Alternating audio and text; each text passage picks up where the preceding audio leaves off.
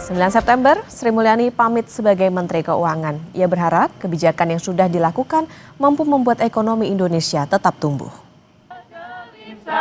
Jiwamu kasih, dan arti kata kecewamu, kasih yakinlah. Suasana haru menyelimuti gedung Kementerian Keuangan selepas serah terima jabatan yang diemban hampir 2 dekade Sri Mulyani Indrawati. Saat serah terima jabatan, Sri Mulyani berpesan agar Kementerian Keuangan ke depan tetap menjaga keuangan negara. Untuk jajaran Kementerian Keuangan, saya titip untuk terus menjaga keuangan negara dan Kementerian Keuangan sebagai pilar stabilitas dan instrumen yang luar biasa penting untuk mewujudkan keadilan sosial bagi seluruh rakyat Indonesia dan kesejahteraan masyarakat Indonesia serta kemajuan bangsa. Jalankan dan lanjutkan tugas dengan amanah, profesional, kompeten, dan jaga selalu integritas. Bantu pimpinan yang baru dan terus melaksanakan tugas dengan dedikasi. Sri Mulyani di mata pegawai Kemenkeu adalah sosok yang berdedikasi. Terlebih di kementeriannya yang ia emban hampir 2 dekade berbeda presiden. Panjang umur,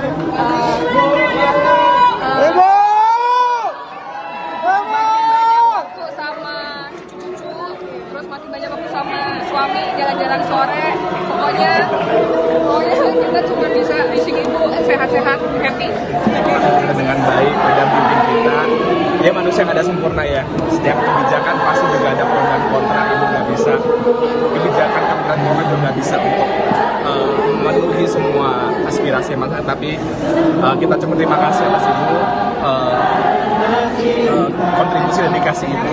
Intinya kami akan terus di sini sesuai dengan pesan ibu menjaga keuangan negara dan kita coba benar-benar mencintai Indonesia. Menteri Keuangan Purbaya Yudisadewa berjanji tidak akan merombak kebijakan fiskal yang telah dijalankan Sri Mulyani. Purbaya bilang,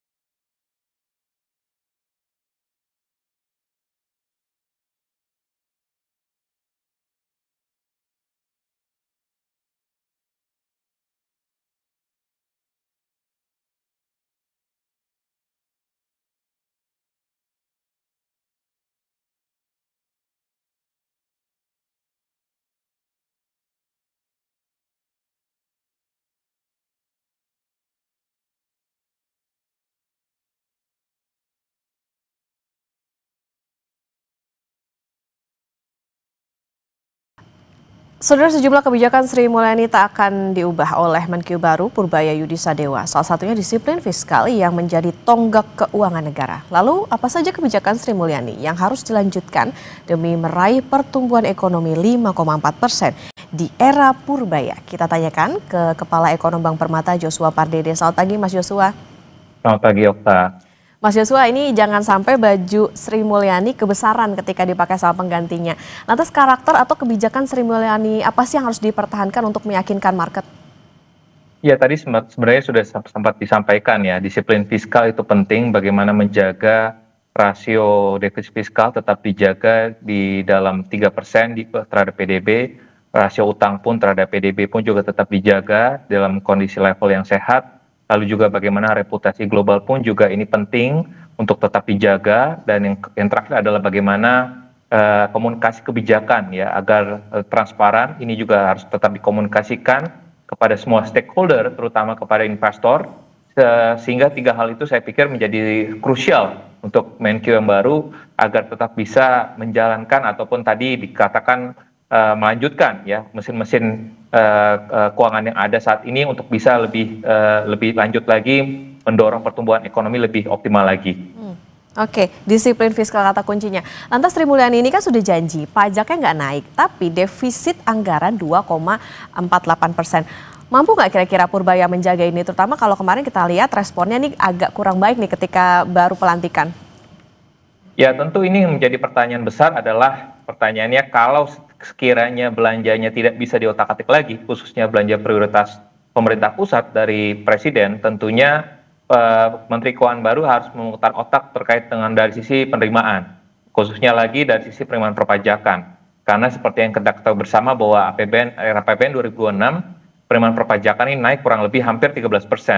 Dan ini tentunya memberikan message yang kurang positif ya kepada dunia usaha dan juga kepada konsumen dan juga masyarakat secara luas. Artinya akan ada kenaikan ataupun dari sisi masyarakat pun juga akan terbebani dengan pajak yang akan meningkat di tahun depan. Nah, oleh sebab itu memang perlu ada perluasan cakupan wajib pajak dan terutama dari sisi sektor misalkan digital, lalu juga pekerja informal, dan yang lebih terpenting lagi adalah ke kelompok high net worth income individual ya. Dan juga tadi juga perlu dieksplorasi lagi misalkan pajak kekayaan. Ini memang sudah sudah mencuat juga di beberapa lembaga think tank, namun juga ini perlu dipertimbangkan oleh Kementerian Keuangan untuk bisa meningkatkan penerimaan perpajakan. Jadi jangan hanya penerimaan pajakan ini ditarikin hanya untuk menengah ke bawah saja, tapi juga bagaimana kita mengoptimalkan masyarakat menengah ke atas. Dan berikutnya pun juga terkait juga dengan optimalisasi PNBP, ya, dengan adanya termasuk juga dividen BUMN, royalti sumber daya alam, dan juga reformasi tata kelola sovereign wealth fund, ya, dan juga yang lebih terpenting lagi adalah efisiensi belanja, ya, karena kita perlu melihat lagi mengevaluasi bagaimana penyerapan dari sisi belanja prioritas pemerintah.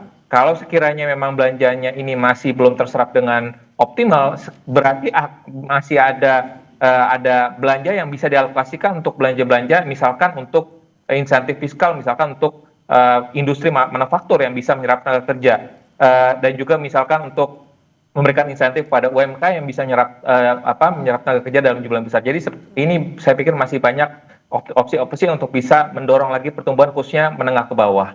Oke, harus kreatif cari alternatif pos penerimaan pajak termasuk tadi utak-atik terutama buat menyasar menengah ke atas.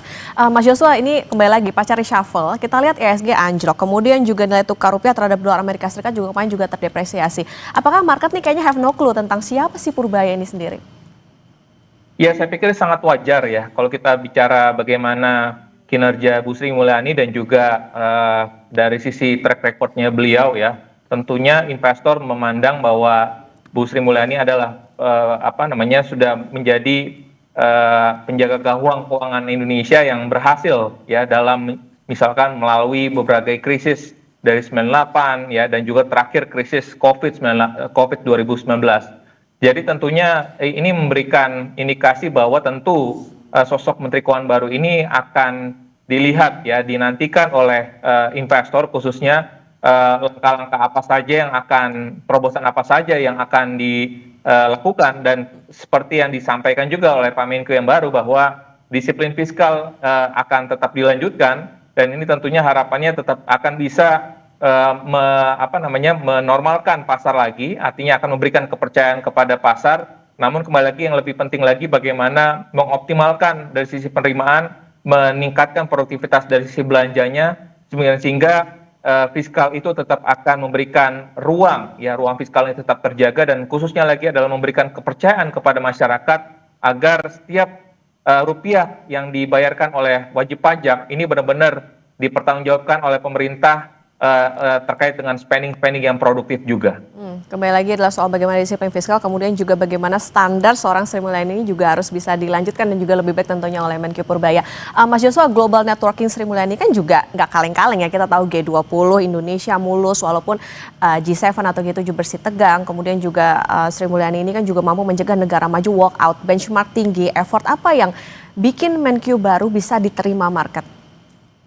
Ya, saya pikir memang ini harus dicontoh ya, artinya bagaimana Menkyu Pak Purbaya pun juga perlu melakukan hal yang sama seperti yang dilakukan oleh Bu Sri Mulyani, artinya perlu Pak Purbaya proaktif dalam berbagai forum internasional ya, baik itu IMF, World Bank, G20, dan juga menunjukkan bagaimana kemampuan diplomasi ekonominya, memastikan bagaimana komunikasi kebijakan fiskal berkoordinasi dengan moneter, dan juga mengirimkan sinyal konsistensi terkait dengan reformasi struktural, dan mungkin tentunya yang lebih penting lagi adalah confidence building measure ya di dalam negeri ya, tentunya dengan konsistensi dari sisi state budget ya, dan juga confidence building keluar negeri melalui forum multilateral ya, roadshow investor dan juga rating agency. Ini saya pikir menjadi step awal untuk bisa memberikan sinyal penting ya kepada dunia luar ataupun ke dunia internasional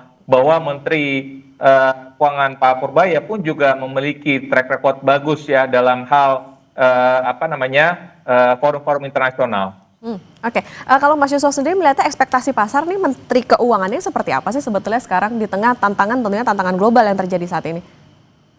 Ya tentu yang lebih penting adalah dari sisi investor adalah khususnya investor di pasar obligasi adalah menjaga tadi disiplin fiskal. Defisit fiskal ini perlu dikonfirmasi ulang lagi bahwa sekalipun memang tentu reshuffle ini tentunya memberikan indikasi bahwa profil dari Pak Purbaya adalah cenderung pro growth ya, seperti yang juga disampaikan pada saat press conference pelantikan beliau di istana. Dan namun di sisi lainnya pun tentunya Pak Purbaya pun juga perlu meyakinkan kepada para investor bahwa sekalipun nanti kebijakan fiskal akan cenderung pro growth ataupun agresif, namun tetap akan ada pakemnya dalam hal ini, akan ada disiplin fiskalnya ya, sekalipun memang tadi akan akseleratif fiskalnya tentu, tapi tetap akan menjaga disiplin fiskal, dan di saat bersamaan pun juga peran dari otoritas fiskal akan juga menghargai atau menghormati independensi dari sisi kebijakan moneter. Yang ini juga penting sekali untuk karena harmonisasi ataupun sinergitas otoritas fiskal dan moneter ini tetap harus dijaga independensi dari Bank Indonesia, karena ini tentunya memberikan sentimen positif kalau independensi Bank Indonesia ini tetap dijaga oleh pemerintah Indonesia. Oke, Mas Yusuf, tapi ada juga nih langkah Sri Mulyani yang konservatif untuk daya beli. Apakah Menkyu yang baru ini sekedar harus meneruskan aja atau harus bikin gebrakan baru, misalnya menaikkan standar penghasilan bebas pajak dan lain sebagainya? Ya tentu, saya pikir ini beberapa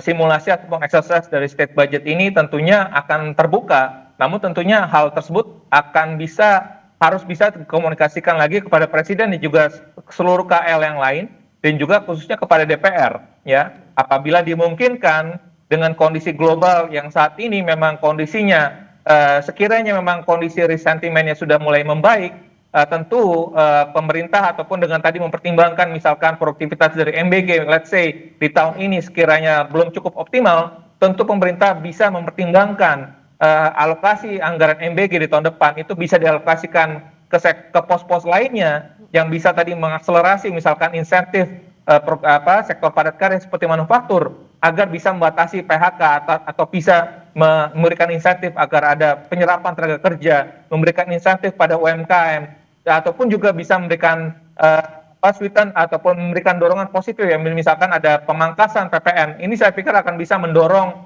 spending yang cukup signifikan, mengingat dalam jangka pendek ini pertumbuhan ekonomi kita sangat ditopang oleh konsumsi masyarakat, sehingga dari sisi relaksasi PPN ini akan sangat mendrive pertumbuhan ekonomi jangka pendek. Oke, ada banyak PR tentunya yang menanti ke Menkyu Purbaya ini setelah peninggal Menteri Keuangan Sri Mulyani sebelumnya. Nah, Mas Yusuf, kalau dilihat dari pasar saham, apakah saham perbankan ini bisa dikatakan jadi tumbalnya investor asing yang kabur? Sampai kapan ini bisa terjadi? Ya, kalau kita lihat memang ada beberapa faktor tentunya. Kalau kita lihat dalam 2 hari terakhir ini regional Asia cenderung cukup positif, dan di sisi lainnya memang pasar saham dan juga pasar obligasi domestik cenderung terkoreksi akibat beberapa sentimen tadi wait and see terkait dengan profil ataupun sosok dari Menteri Keuangan yang baru saat ini. Namun tentunya dengan kalau kita mengikuti kemarin serah terima jabatan di Kementerian Keuangan sendiri, Pak Menkyu sendiri sudah mengatakan bahwa disiplin fiskal akan tetap dilanjutkan. Tentunya ini memberikan konfirmasi, kejelasan lagi bahwa disiplin fiskal akan berlanjut ya, sekalipun memang akan akseleratif pro growth ya dari sisi kebijakan fiskalnya, dan tentunya harapannya dalam jangka dan tentunya harapannya kita melihat bahwa kondisi dari sisi globalnya di mana The Fed akan berpotensi kembali lagi memangkas suku bunganya, lalu juga suku bunga Bank Indonesia pun juga masih tetap berpotensi untuk memangkas suku bunganya, sehingga mestinya kalau kita melihat dalam kaitannya kepada saham-saham ataupun IHSG secara keseluruhan dan juga pasar obligasi secara keseluruhan, semestinya ini akan memberikan sentimen positif dan sehingga tentunya kami tetap melihat akan ada arah-arah pembalikan termasuk juga untuk arah pembalikan kepada nilai tukar rupiah kita. Berarti bisa dikatakan sebetulnya pergantian Menkyu itu sendiri bukan satu-satunya pengaruh begitu ya kepada IHSG maupun juga nilai tukar kemarin? Ya, salah satu pengaruhnya betul 2 hari terakhir ini memang terkoreksi karena regional Asia lainnya memang cenderung mengalami hal yang positif ya, sentimen positif. Jadi tapi ke depannya kita melihat forward looking-nya masih ada sentimen positif dari ekspektasi penurunan suku bunga di Amerika Serikat yang akan juga disertai juga ataupun di saat bersamaan pun juga akan ada potensi penurunan suku bunga Bank Indonesia, sehingga kombinasi kedua faktor ini diharapkan akan bisa memberikan sentimen positif juga kepada pasar keuangan domestik kita. Oke, Mas Yusuf, ini soal bunga mawar putih yang diberikan saat sertijab dan permintaan maaf Sri Mulyani. Berbeda saat era SBY yang dikasih mawar merah sebagai tanda semangat bilang I'll be back gitu. Tapi kali ini saya minta maaf. Ada analisakah soal ini, Mas Yusuf?